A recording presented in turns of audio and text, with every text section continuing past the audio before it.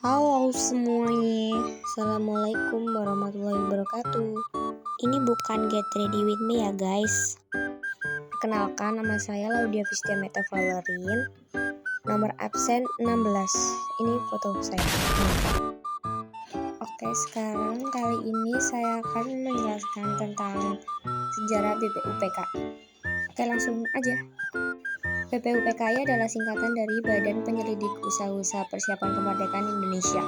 BPUPKI adalah badan hukum yang dibentuk pada masa pendudukan Jepang di Indonesia pada tahun 1945. Badan ini bertugas untuk melakukan penyelidikan dan persiapan dalam rangka mendapat pendapat dan usulan rakyat Indonesia terkait perumusan kemerdekaan.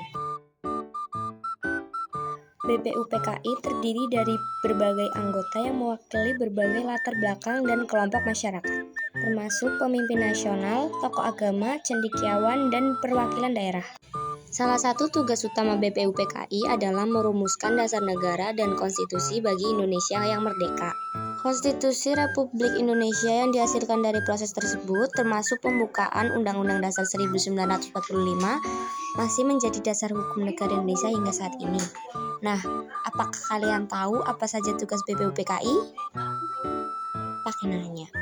Tugas utama BPUPKI adalah membahas dan menyusun rancangan dasar negara Indonesia. Dalam bahasa Jepang, BPUPKI disebut Dokuritsu Chunbi Kosakai. BPUPKI berjumlah 62 orang yang diketuai oleh Dr. K.R.T. Rajiman Widjotintingrat. Wakil ketua adalah Raden Panji Suroso dan perwakilan Jepang Ichibangase Yoshio. Sidang BPUPKI berlangsung selama 2 kali yang melahirkan Panitia 9. Tugas dari Panitia 9 yaitu memeriksa usul yang masuk dan menentukan kebulatan pendapat. Sidang pertama dilakukan di Gedung Choi Sang-in di Jalan Pejambon 6 Jakarta, yang sekarang tempat tersebut menjadi Gedung Pancasila. Hari pertama pada 29 Mei 1945 membahas rumusan dasar negara Indonesia.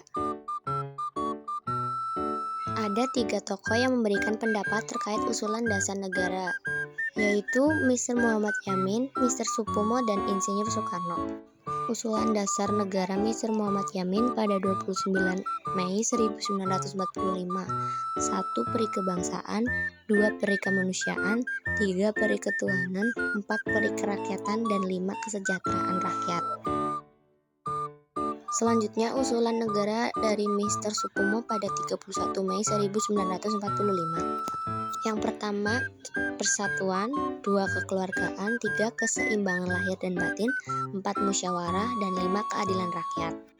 Dan yang terakhir, usulan dasar negara Insinyur Soekarno pada 1 Juni 1945. 1. Kebangsaan Indonesia, 2. Internasionalisme atau peri kemanusiaan, 3. Mufakat atau demokrasi, 4. Kesejahteraan sosial, 5. Ketuhanan yang Maha Esa.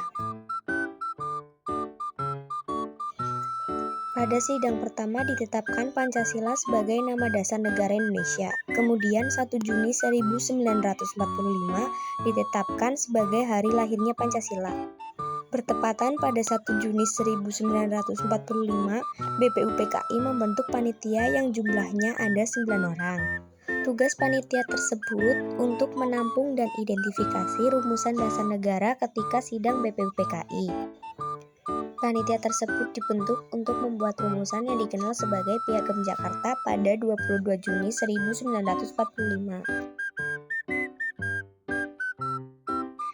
Rumusan Piagam Jakarta. 1. Ketuhanan dengan kewajiban menjalankan syariat Islam bagi pemeluk-pemeluknya. 2. Dasar kemanusiaan yang adil dan beradab. 3. Persatuan Indonesia. 4. Kerakyatan yang dipimpin oleh hikmat kebijaksanaan dalam permusyawaratan atau perwakilan. 5. Mewujudkan suatu keadilan sosial bagi seluruh rakyat Indonesia. Kemudian isi pertama dari Piagam Jakarta diubah karena terjadi perbedaan pandangan. Kemudian sila pertama Pancasila dihapus dan diubah menjadi Ketuhanan yang Maha Esa. Sila pertama ini diubah untuk menjaga persatuan dan kesatuan bangsa Indonesia. Sidang kedua BPUPKI pada tanggal 10 sampai 17 Juli 1945. Sidang kedua ini membahas tentang rancangan Undang-Undang Dasar, rancangan bentuk negara, wilayah dan kewarganegaraan, serta susunan pemerintahan, unitarisme dan federalisme. Sidang kedua ini membahas tentang rancangan Undang-Undang Dasar, ekonomi, keuangan, pendidikan, dan pengajaran. Sebanyak 19 orang dibentuk sebagai panitia kecil yang diketuai oleh Insinyur Soekarno. BPUPKI dibubarkan pada tanggal 7 Agustus 1945. Sebagai gantinya, Jepang membentuk Panitia Persiapan Kemerdekaan Indonesia atau PPKI. Typo. Atau dalam bahasa Jepang, Dokuritsu Zumbi Inkai. Pembubaran BPUPKI karena dianggap menyelesaikan tugas dengan baik. Rancangan Undang-Undang Dasar untuk negara Indonesia telah disusun, kemudian dibentuk PPKI yang diketuai oleh Insinyur Soekarno. Itulah sekilas penjelasan tentang sejarah BPUPKI. Sekian dari saya, terima kasih. Oh iya, mohon maaf kalau kurang lengkap dan ngomongnya suka typo-typo. Makasih guys, love you. Wassalamualaikum warahmatullahi wabarakatuh.